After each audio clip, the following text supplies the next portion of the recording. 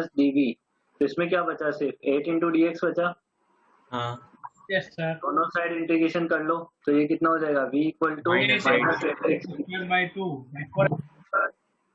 हाँ ठीक है ठीक है। ठीक है, ये तो हो गया एक्सप्रेशन।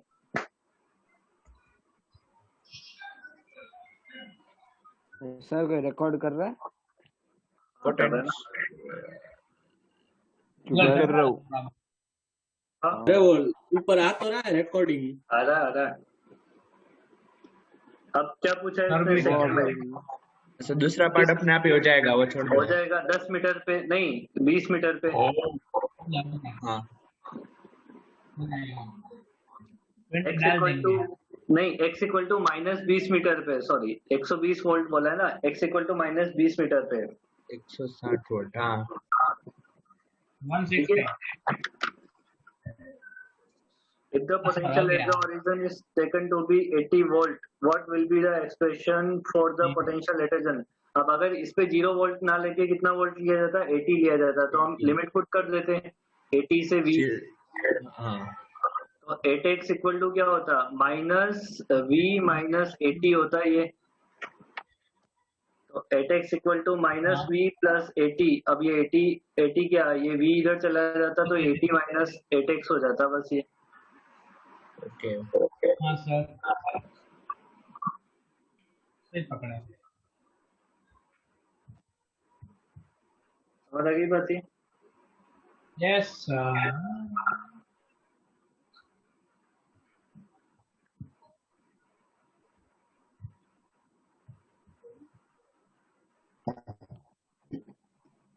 सर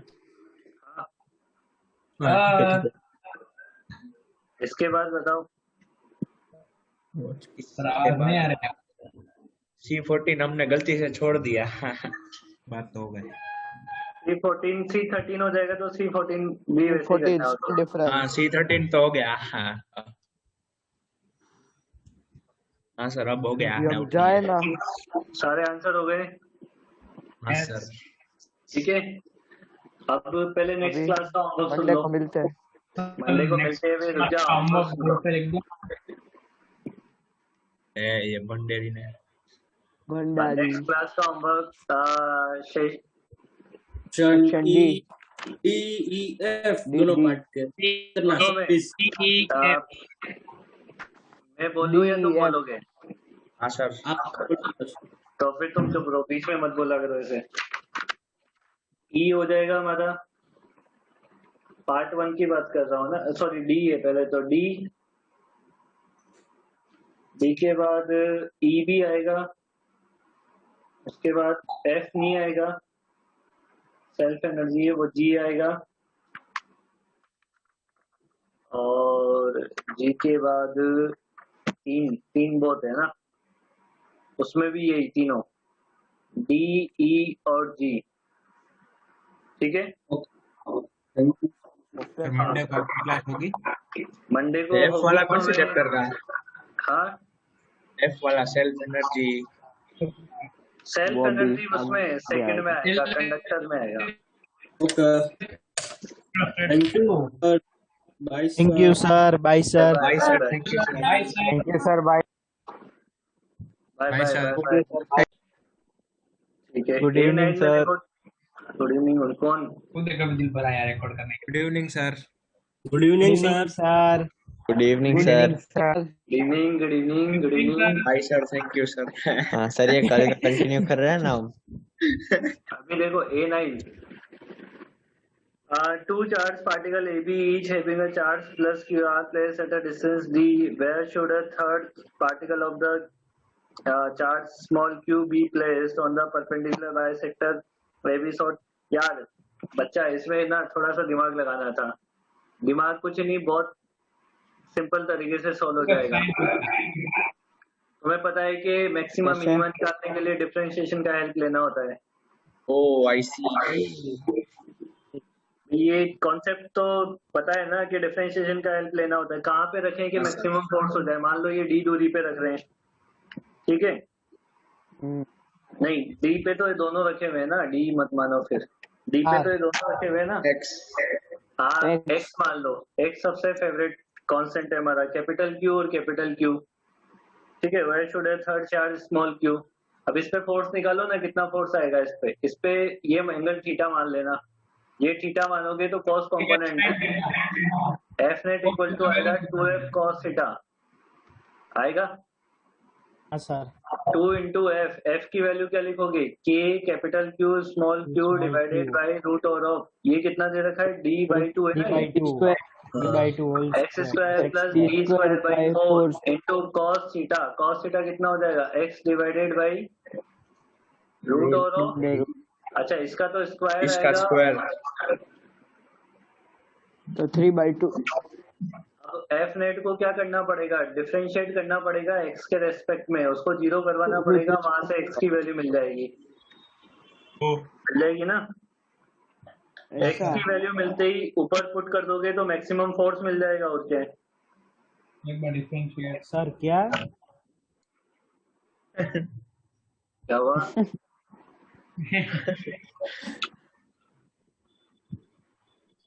इसका डिफरेंशिएशन गंदा नहीं होगा। वही तो अब वो तुम चाहो तो मैं करके बता दूं, फिर तुम हाँ, नहीं हाँ, करना सर। चाहते हो तो, एक बार करके बता दो। चलेगा। नहीं करना चाहते हो तो मैं कर देता हूँ, पर हाँ, एग्जाम में कर तो दो तुम्हें सर। करना पड़ेगा। हाँ वो तो करेंगे एग्जाम में पर हम समझ लेंगे। तो फिर बस तो ऐसा समझो एग्जाम में आया क्वेश्चन करो, और क्या है। अरे सर और क्या। ये गलत बात है। ये तो गलत बात है।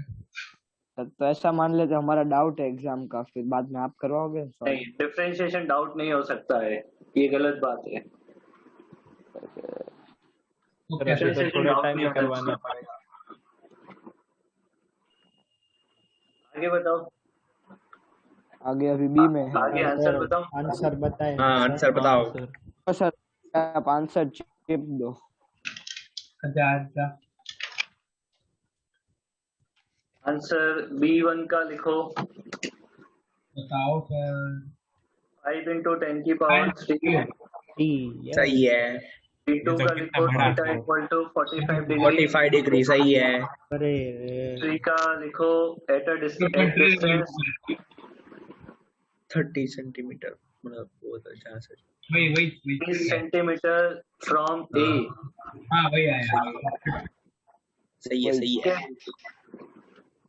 B4 का आंसर लिखो root 2 plus 1 plus by 1 by 2 सही है। के क्यू बाई ए स्क्वायर।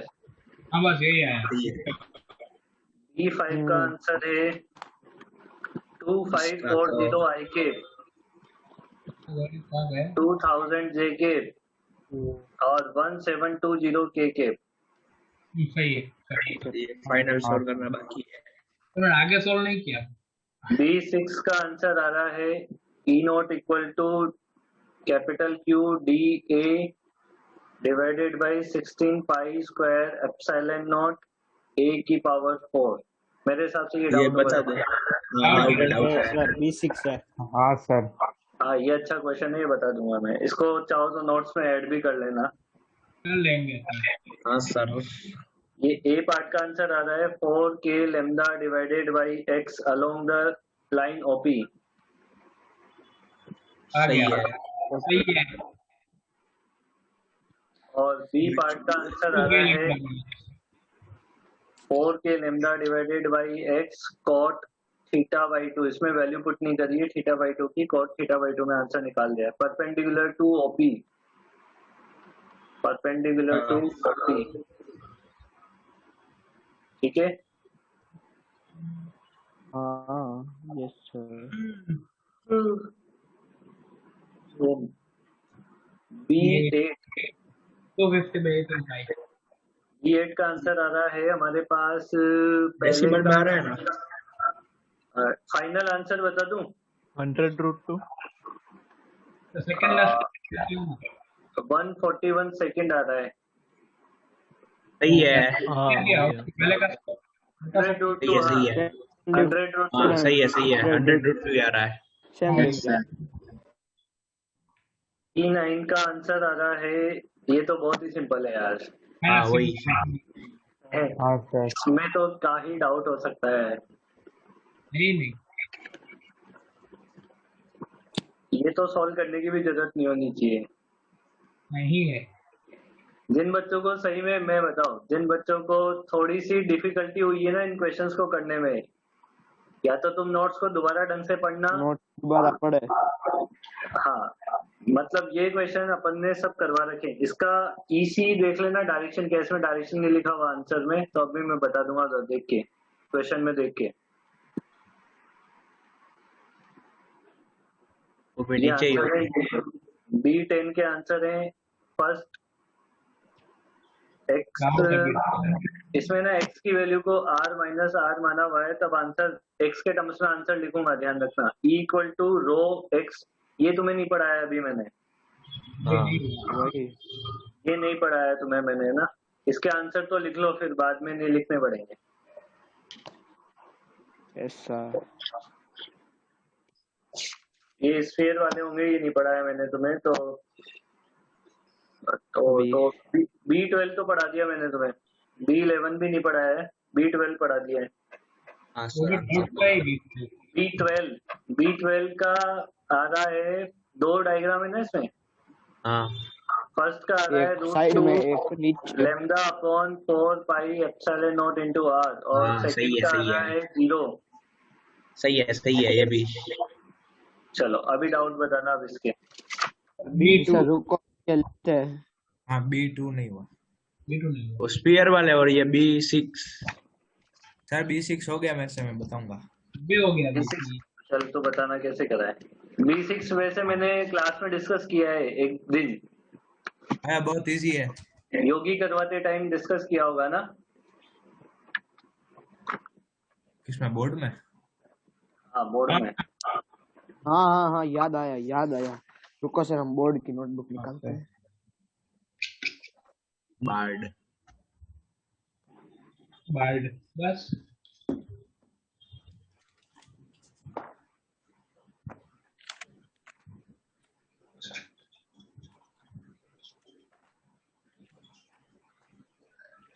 बता दूं ये आंसर सारे?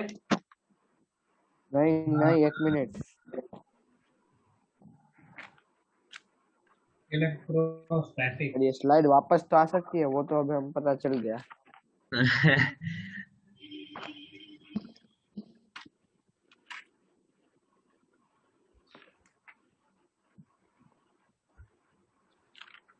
हाँ सर, हटा दो अब।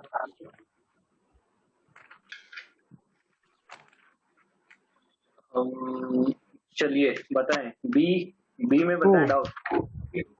कौन सा? B2। हो गया। अरे यार B2, चलो तुम कितना ही अच्छा पढ़ा लो तुम्हें ना। सर अभी 2 मिनट ही बाकी है। अरे वाह मालिक।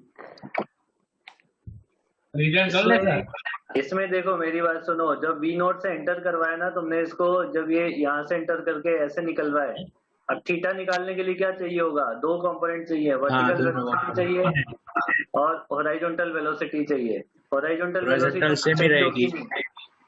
Vy निकाल लो बस इसका। Vy के लिए एक्सेलेरेशन चाहिए। अभी मैं ना इसमें वैल्यू तुम पुट कर लेना बाद में। एक्सेलेरेशन है charge QE divided by m। किधर M। लगेगा एक्सेलेरेशन? रुको, ऊपर ही लगना चाहिए और क्या है? एक्सेलरेशन ऊपर होगा। हाँ, ऊपर ही लगना चाहिए अगर हाँ, ऊपर जा हाँ। रहा है तो एक्सेलरेशन। तो इसकी y डायरेक्शन में वेलोसिटी लिखेंगे Vy स्क्वायर। ये सेपरेशन दे रखा है क्या प्लेट के बीच का? नहीं हाँ? सेपरेशन नहीं दिया, प्लेट की लेंथ दी है 1 मीटर। अच्छा, प्लेट की लेंथ दी है तो Vy, ये उसका क्वेश्चन बोर्ड की तरह करना पड़ेगा। Vx हाँ। जैसा आपने बोर्ड में करवाया था वो। Uy मैं square prove plus 2ay sy। पहले आपको sy निकालना पड़ेगा इसके लिए, तब जाके नहीं हाँ। अरे सर मैं बताऊं? नहीं, इससे वही नहीं सर करोगे। हॉरिजॉन्टल कंपोनेंट से t की अरे वैल्यू सर फाइंड V कर सकते हैं। फर्स्ट इक्वेशन हाँ T तो नहीं मिल जाएगा। T किससे मिल जाएगा? कितनी दूरी चलनी है? L चलना है। कितनी स्पीड से One. चलना है? V नॉट से चलना है। V naught. तो T equal to L upon L by V naught. इसको यहाँ पे पुट कर देना। हाँ, तो same to Vy same equal किया। To 0 plus QE by M into T। T है L अपॉन V नॉट। समझ आ गई बात ये? ये मिलते ही तुम्हें वहां से थीटा पूछा है ना, इधर ये यही एंगल पूछा है ना, तो टेन थीटा लगा देना। Tan theta equal to v y upon v x. बस बहुत सिंपल है। Tan theta equal to v y upon ये तो वी हो गया। एक्स 45 आएगा। डाउट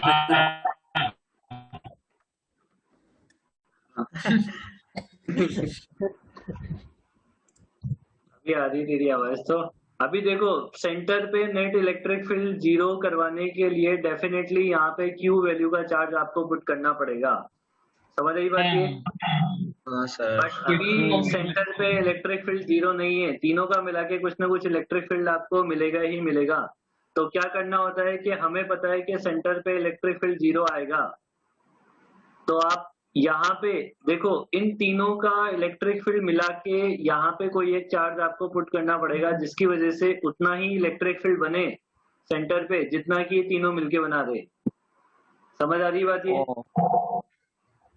मतलब वो नेगेटिव ऑपोजिट मतलब साइन ये का रखना पड़ेगा। तीनों मिला के जितना इलेक्ट्रिक फील्ड सेंटर पे बनाएंगे उसके बराबर वैल्यू का ऑपोजिट डायरेक्शन में ये अकेला बनाएगा, तब जाके जीरो होएगा।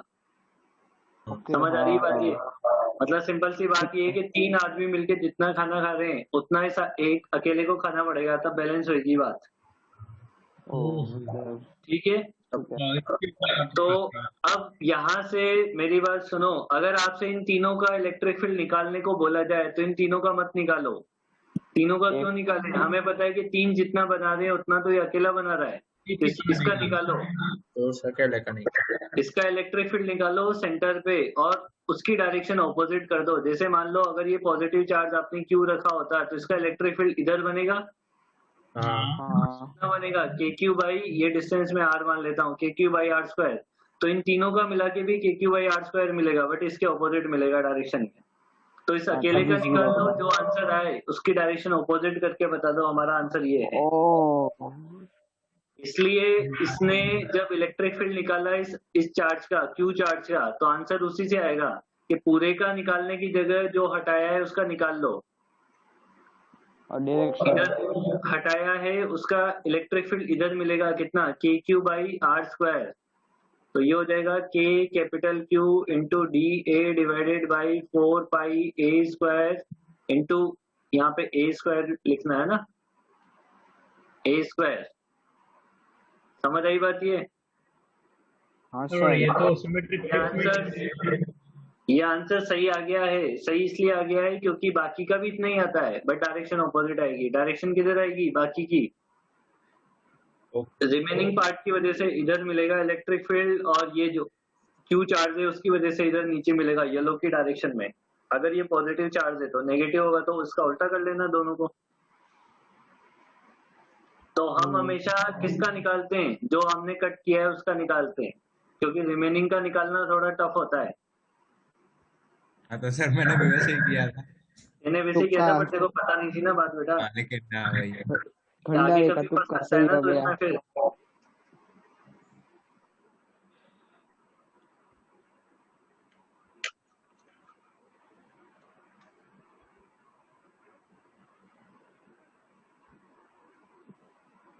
हाँ सर। अभी रुकना सर, एक मिनट ये नोट कर लेते हैं।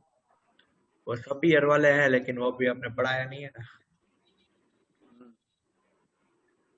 B12 भी डाउट है, फिर उसके बाद बस B7 कर लिया क्या तुमने? B7 मुझसे नहीं हुआ। हो गया। B7 कौन सा है? अरे वो है ना, हाँ B7 हो गया। मस्त हो अरे गया। भंडारी, अरे ये तो मैंने सही किया है 100%। अरे ये तो भंडारी, फिगर में 2 बार बनाना पड़ा। डायमंड बता- डायमंड बता ले बता फिर क्या? ये तो बड़ा है, ये तो बताने में जान निकल जाएगी। नहीं, तू कॉन्सेप्ट बता दे कि सर ऐसे करेंगे बस, बाकी तो फिर मैं समझदार हूँ। हाँ ये देखो, पहले ई नेट निकाल दिया रुक उसकी। हाँ, बता, ये पॉइंट है। अभी लग गए। अभी पी पॉइंट से दोनों लाइन पे परपेंड, हाँ वही बना लो डायग्राम पूरा वही वैसा ही क्या आप बना लो पहले, है ना, फिर बताऊंगा मैं। मतलब बेस्ट ही है। हाँ, अब बता दे। हाँ अभी अब मैंने क्या किया मैं भूल गया इसमें मैंने क्या किया। बे साले। नहीं नहीं, हाँ हाँ, मैंने मैंने इसका देखो, एक वो दोनों लाइन को ऐसे एक्सटेंड करेंगे ना, वो मतलब इलेक्ट्रिक फील्ड उसके आगे मतलब हाँ वैसे मिलेगी, और उसका हाँ ई नेट सही है। निकाल लिया, और फिर 2 का लेमडा बाई ए में ई नेट पुट करके ऐसे ही कुछ किया था, वो आंसर आ गया था, इतना याद साले। अरे मतलब देखो देखो, मुझे एक मिनट ढूंढ के बताता हूँ मैं, मिल नहीं रहा भंडारी तू ऑफलाइन में होता तो मजा आ जाती तुझे यार। ये थीटा बाई टू हो जाएंगे ये छोटे एंगल। है। और हाँ इसमें बस डिस्टेंस मिल क्या गया, है? मिल गया सर। हाँ, ये x दूरी पे दिया हुआ है, ये x दिया हुआ है, ये r मान लो। ये तो वी r आर को x के टर्म्स में देखो, r और x में रिलेशन मिल जाएगा, पहली बात तो ये है। मिल जाएगा ना, r और x में क्या मिल रिलेशन मिल जाएगा। जाएगा? हाँ, r by x x is equal to sin theta by R 2। Is equal to x sine theta theta by two मतलब। r हाँ इक्वल वही। Two x sin theta by two हो जाएगा ना। हाँ अब इलेक्ट्रिक फील्ड का फॉर्मूला क्या होता है, इसकी इस वायर की वजह से इलेक्ट्रिक फील्ड E1 इधर मिलेगा, इस वायर की वजह से E2 इधर मिलेगा, बट ये दोनों 90 डिग्री पे नहीं है। प्रॉब्लम ये है, मैं तो 90 मान के कल 90 पे कैसे होंगे? ये थीटा था सामने का एंगल, तो ये कितना होगा? मतलब ये कितना पूरा। होगा? 180 तो पहला माइनस पार्ट थीटा, कैसे होगा? हाँ तो ये 180 माइनस थीटा होगा। ओह हाँ, हो सकता है वो 90 पे आ जाए, हो सकता है कि आएंगे कि नहीं आएंगे 90 पे। तो पहले केस में आ सकते दूसरे में नहीं आ सकते। पहले केस में 90 नहीं पे सर, आएंगे क्या दोनों? जरूरी नहीं है। नहीं है ना, तो नहीं ये एंगल सर, मान के करना पड़ेगा तो अपने को ये।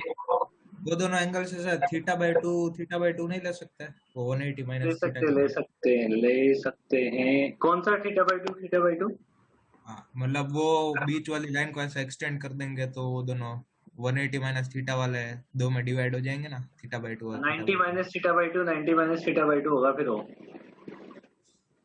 होगा ना ये angle 90 minus theta by to मिलेगा, ये वाला जो मैंने हाईलाइट कर दिया है। हाँ मिलेगा नहीं मिलेगा? हाँ सर।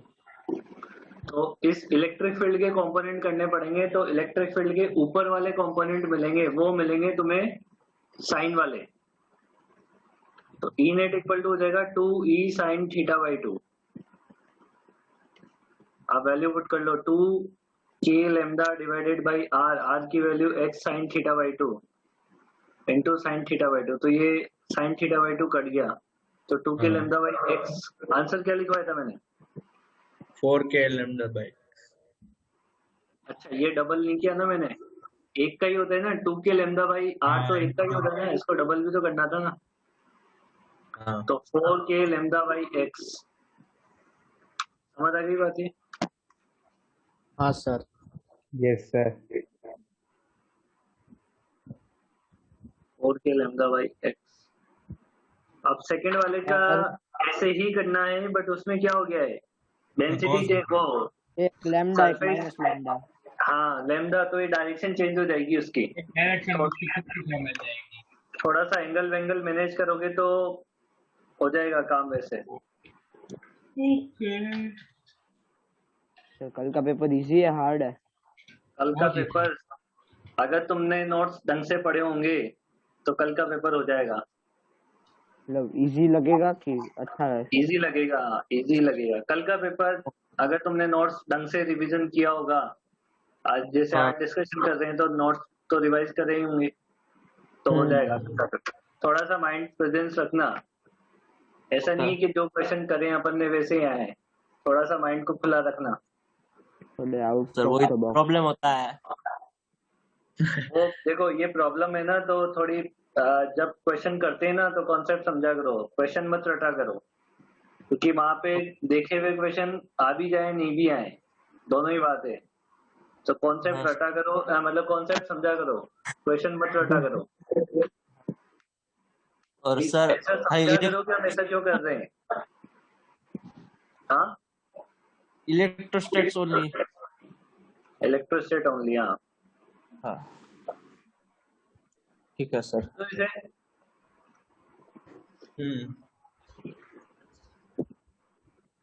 इसके बाद बताएं। B12 B12 B12 तो याद हो जाना चाहिए यार, B12 में तो क्या था। नोटबुक में भी करवाया था ऐसा। हाँ यार ये फिर वैसे से ही। ट्राई करूंगा। अरे एक वायर ऐसे, ये एक तो करवाया था, एक दूसरा, अब मतलब एक करवाया एक, ये तो तुम गड़बड़ करते हो। एक तो करवा दिया था ना मैंने इसका। पहले वाला करवा दिया था। हाँ सेकंड वाला में क्या है, दो इनफाइनाइट उसमें लेंथ ऑपोजिट हो वायर, जाएगा, ऐसे ही कुछ करने की जरूरत नहीं है। सेमी इनफाइनाइट वायर है दो, ये एक वायर, ये दूसरा सेमी इनफाइनाइट वायर, और फिर ये एक सेमी सर्कल है। बस तीन सेक्शन है, एक, दो और तीन। इन तीनों के निकालो डायरेक्शन के साथ और बस वेक्टर फॉर्म में जोड़ दो। चलो कर्वेचर को नेग्लेक्ट करने को देखेंगे। कर्वेचर को रुको, हाँ, नेग्लेक्ट करने को बोला है कर्वेचर को। भाई साहब, ईजान कितना Assuming बेशरम इंसान है ना, निकल लिया। considerably less length of thread, assuming curvature radius are to be considerably एक less. हाँ सेकंड बोला इसको है। ना, क्या हुआ सर? कितना बेशरम इंसान है, पता नहीं निकल लिया कहीं पे। ये मार्बिक ने अपना नाम कैसे लिखा है? ओह सर, आपको पता चल जाता है कौन जाता है? उसने किया नहीं होगा होमवर्क। हाँ वही, कुछ बोल भी नहीं रहा था आज। अभी सर उसकी लंका लगाएंगे।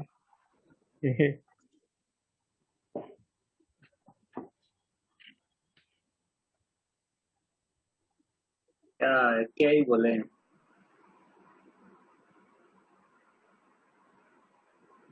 इसको पापा मम्मी को पता तो लग जाए। वो ग्रुप में डाल रहे हैं सर।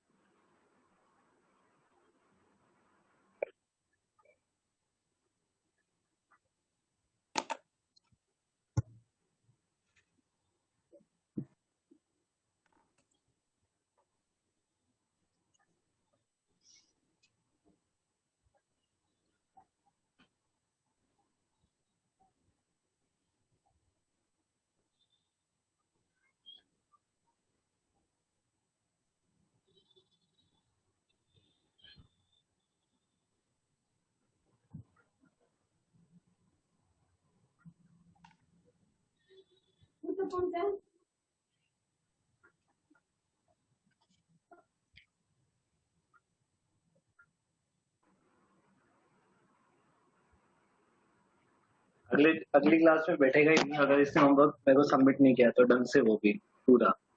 तो मैं करवाऊंगा इससे क्वेश्चन। बहुत ही मजाक बना रखा है इसमें। मर्जी पड़े तब होमवर्क करना, मर्जी पड़े तब क्लास निकल लेना। चलो आगे बताओ। तो ये सी वाला सेक्शन के आंसर। हाँ सर बताओ। हाँ आपको टेपने पड़ेंगे आपको। इसके तो मैंने टिक भी नहीं कर रखे ना, मैंने कहाँ तक सोल्व कर दिए थे, डी वाले तक तो सोल्व कर दिए थे अपन ने। और इसमें सी वाले में क्या अलग अलग पार्ट है सारे? बहुत सारे पार्ट। बहुत सारे पार्ट है क्या? C1 में ही 5 पार्ट है। C1 में जो पार्ट है, अगली बार कोई भी बिना होमवर्क के क्लास में नहीं अटेंड आएगा, ये कंफर्म है। जिस दिन बोले डिस्कशन है, मतलब डिस्कशन है तो होमवर्क करके आओ। मेरे को नहीं चाहिए कि तुम बैठना ही नहीं क्लास में और उस दिन की रिकॉर्डिंग भी नहीं मिलेगी तुम्हें। ये समझ आ गई ना बात? ये मैं किसी से भी जो तुम डाउट नहीं पूछ रहे हो ना, जितने बच्चे, मैं किसी से भी कोई सा भी क्वेश्चन करवा सकता हूँ या उसका सॉल्यूशन मंगवा सकता हूँ, उसी टाइम भेजना पड़ेगा। तो बिना अटेम्प्ट करे क्लास में नहीं आना है अगली बार से। समझ आ गई बात? ये यस सर। इतने दिन पहले से बोल रखा है कि होमवर्क कर लो। सेक्शन ए तो कब का ही दे दिया था। इतने अच्छे से पढ़ा रहे हैं फिर भी तुम्हारी बहुत ज्यादा आलसी हो रहे हो। अगली बार मत बैठना क्लास में जिसने होमवर्क नहीं किया है। मेरे को नहीं चाहिए इतनी सारी भीड़। C1 में पहला आंसर है डब्ल्यू एक्सटर्नल पूछा है ना 20 मिली जूल। सेकंड आंसर है कितना मिली? -20 मिली जूल। 10 की -3 ना? सही है। -3। थर्ड आंसर है 30 मिली जूल। हाँ आ सही गया है, सही है। सही है फोर्थ है -30 -20 मिली जूल। है हाँ, फिफ्थ है, इस फिफ्थ में क्या पूछा है? ओह please. If point charge 30 microcoulomb is released at rest at point P, find out its kinetic energy at a large distance. Large distance मतलब बहुत दूरी पे, इनफाइनाइट पे। K infinite equal to 30 millijoule आ रहा है। और वो कैसा है? अभी देखते ना। वो नहीं। C2 C2 का आंसर आ रहा है 0.6 C2 में 20 दो आंसर आ रहे हैं। X1 आ रहा है मतलब वो अच्छा ठीक है। Oh 0.6 metre to the left of A. हाँ, वो दोनों साइड से दिए होंगे। मेरा तो ये ही आया। और X2 आ रहा है 0.2 मीटर राइट हाँ, ये आ गया। ऑफ ए। एक दोनों के बीच में आएगा, एक बाहर आएगा। नहीं पोटेंशियल वाला क्वेश्चन है ना, पोटेंशियल में हमेशा हाँ दो हाँ पॉइंट हाँ, आते हैं। ठीक है। ये बोर्ड में भी बताया था बोर्ड तुम्हें में एक बार। बताया था। हाँ। हाँ सर सही। C3 का आंसर आ रहा है, पहले का आंसर आ रहा है ये तो नहीं हुआ। 6K Six Q K, naught हाँ, डिवाइडेड वही। By A। सेकंड 3K अच्छा, उसमें समझ में नहीं आया। Q naught divided by A। अभी आंसर लिख ले फिर। भी पहले चेक लेते हैं answer. No since work is done against the computer software. इसमें 0 आ रहा है, work done, no work done.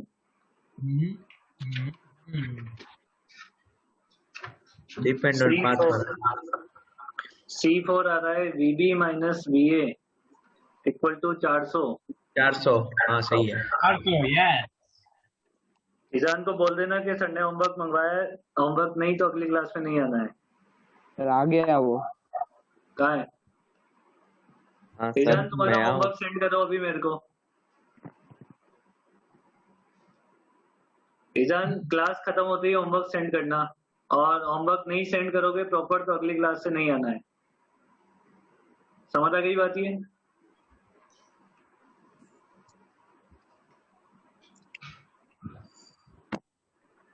C5 में C5 में क्या कौन कौन से आंसर निकाल रहे हैं?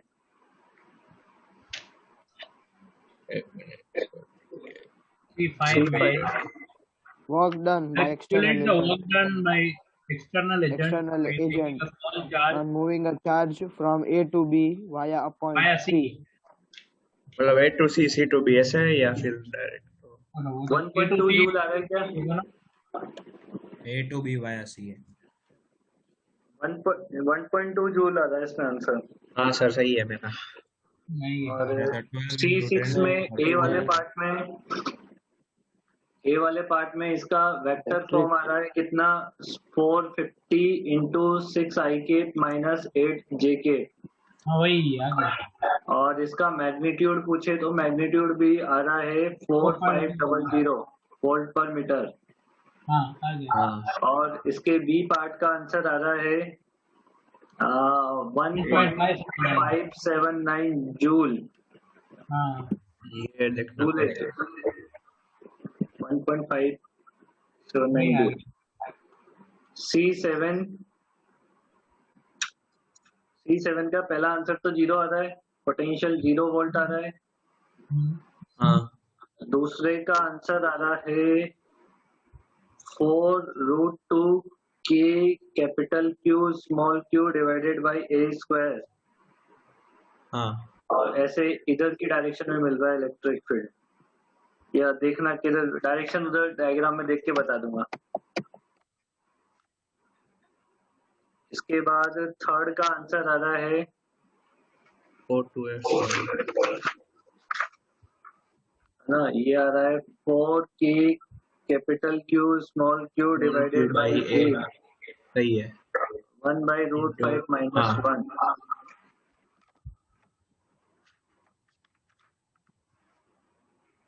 ठीक है,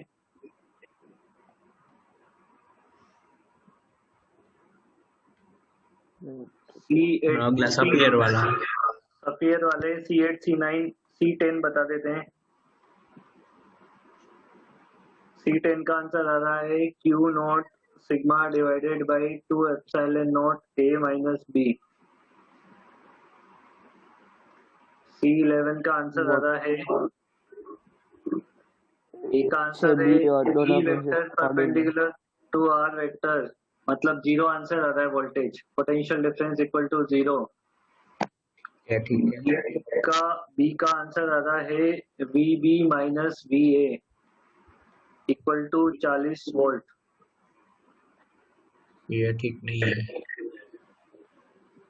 C12 पहले का आंसर आ रहा है, इसमें पहले में पूछा किसका आंसर है, V का पूछा है या आंसर किसका पूछा है? Expression solution expression potential and general point x y z पूछा है. x, Locus. y, हाँ V इक्वल टू आ रहा है माइनस 8x. y और z के टर्म्स देखिए नहीं एक बार है ये आप ना, करवा देना. आइए मैं करवा पहला दूंगा. आंसर लिख लेते हैं.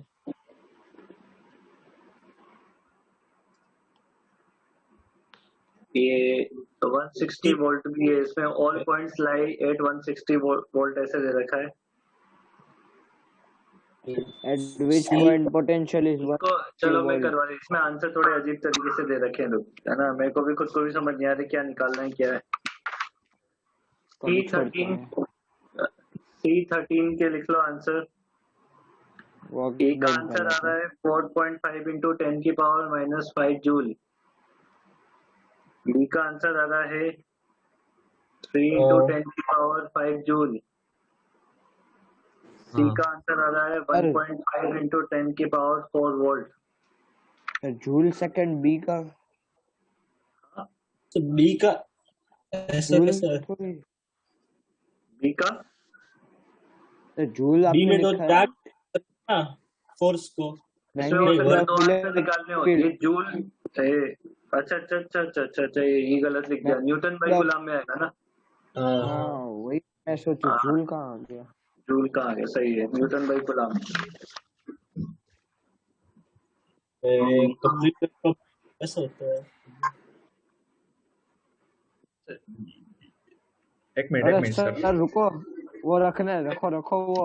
अरे जल्दी करो. हो गया सर. अरे पर हम तो आपके हाँ साथ सर. खेल रहे थे आंसर. रुको एक मिनट. तो वहां से ले लिया स्क्रीनशॉट. एक लास्ट बचा है C14. इसमें A में आंसर आ रहा है ऐसे इसे प्रोफाइल. मैंने तो चीटिंग इलेक्ट्रिकल कर पूछा लिया क्या है. है. हाँ electrical force. Work done by electrical force I mean. तो उसका नेगेटिव या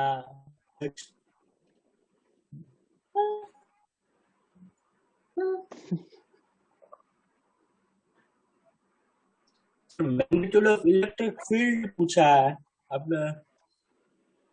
फिर से सर आपने जूल में लिख दिया. हाँ अच्छा ठीक है. वो तो वर्क डन बाय. सर दोनों में निकाला होगा इसलिए आप ऐसे आंसर लिख रहे हो. ये क्या है सब में माइनस. ये सेम यार, ये क्या हो रहा है इसमें, ये एक जैसे ही क्वेश्चन है क्या. सेम आगे ही कर. दोनों रिलेटेड भी है. अच्छा अच्छा, इन प्रीवियस प्रॉब्लम करके ऐसे बोला है. बताओ C1 से डाउट बताना स्टार्ट कर दो. हाँ सर एक मिनट. हाँ सर वो C3 का सेकंड पार्ट. सर ये C1 में है. C1 का फोर्थ. पहले ये लिख लो सारे आंसर, मैं हटा रहा हूँ क्योंकि ये सब. का फिफ्थ रुको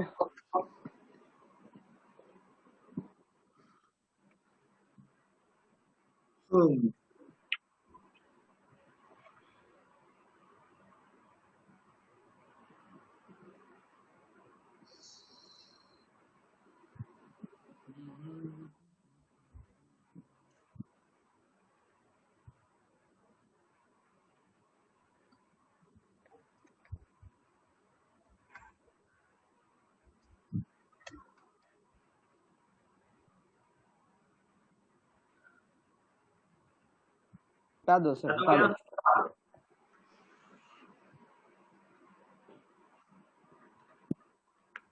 चलो अभी बताओ C1 का कौन सा? 4 4 C1 का कौन सा बताना है? 4 और Four. फिफ्थ तो पूरा पढ़ना पड़ेगा ना। लार्ज डिस्टेंस वाला। A हाँ point सर, कोई charge, large distance. point charge 2 is shifted from infinite to a point in an electric field with a zero acceleration if the potential at a point is 100. एक P point पे लेके आयो जिसपे 1000 volt दे रखा है, और कहाँ से लेके आयो? इनफाइनाइट से जंप करवा के लेके आयो। चार्ज कितना दे रखा है? माइक्रोकूलम। 20 माइक्रोकूलम। इसमें फोर्थ वाले पॉइंट में what is the work done by the electric field in the, तो पहले third, if the kinetic energy of the charged particle is found to increase by the 10 millijoule when it is brought from infinite to the point P, है ना?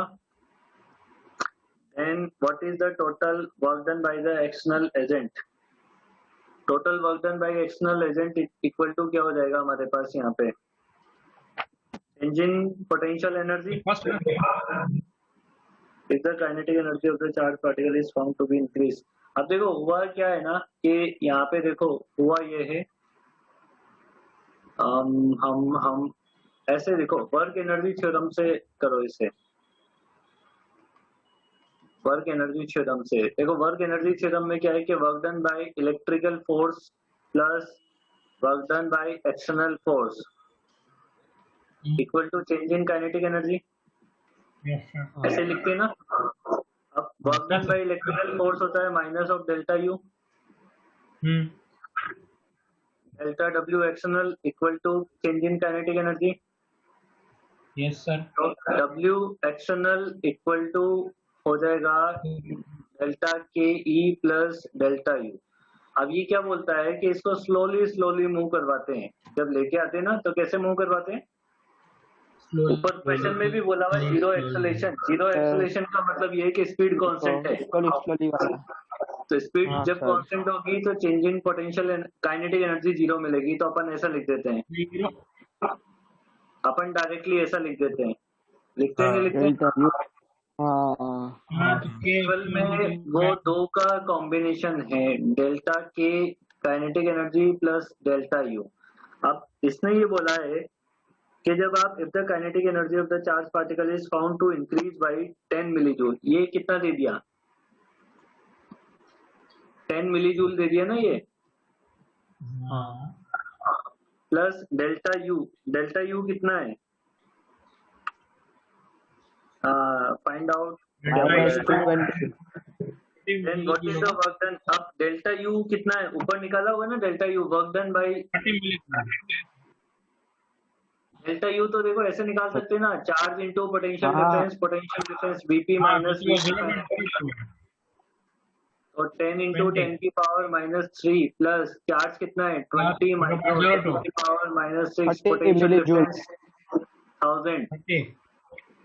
तो इसको भी मिली में लिख लो, ये 10 मिली है तो इसको भी मिली में लिख लो। कितना आएगा मिली में?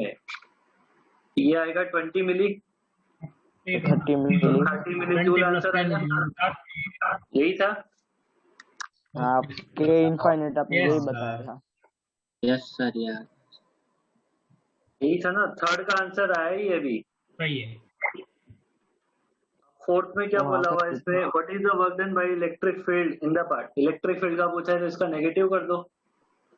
तो -30 मिलीजूल नहीं होगा। आपने -20 बताया था।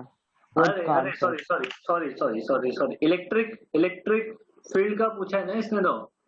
हाँ इलेक्ट्रिक फील्ड का तो ये तो हाँ, कंजर्वेटिव फोर्स है, माइनस डेल्टा यू के बराबर ही होगा बस। तो 20 ना, -20। 20 नहीं -20 हाँ 20 तो -20।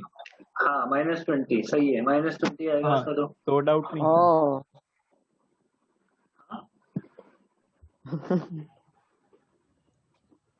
और फिफ्थ वाला भी है क्या?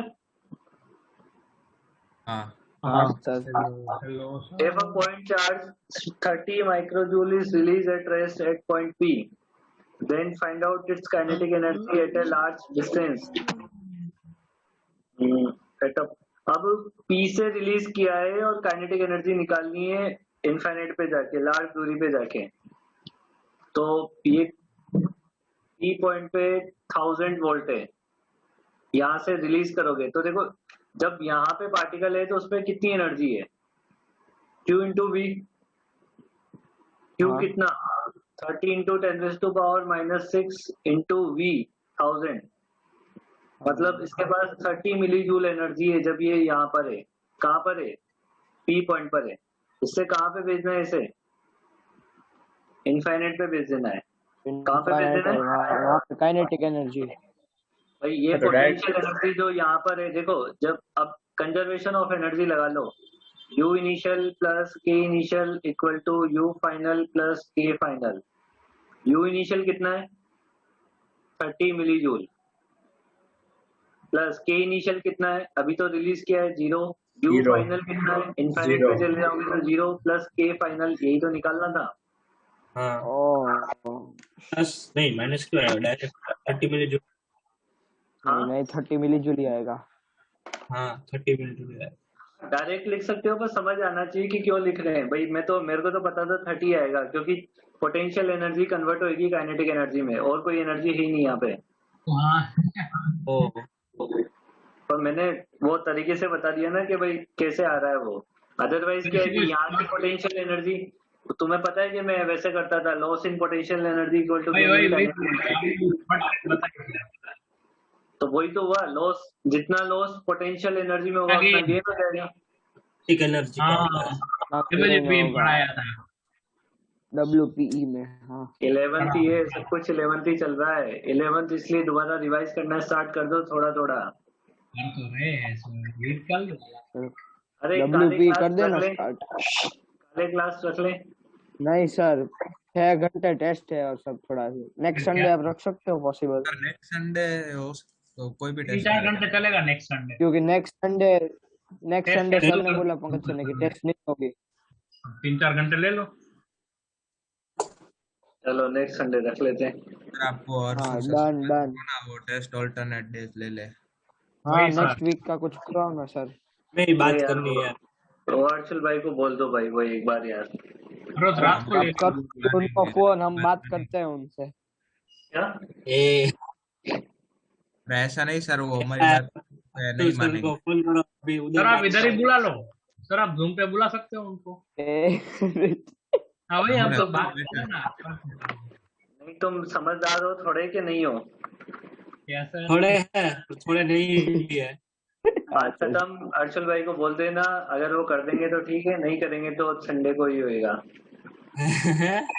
क्या है, मेरे हाथ में नहीं है। इसके बाद बताओ। C3 का सेकंड पार्ट। रूट 3A वाला। 6 equal point charge are placed at the 6 corners of the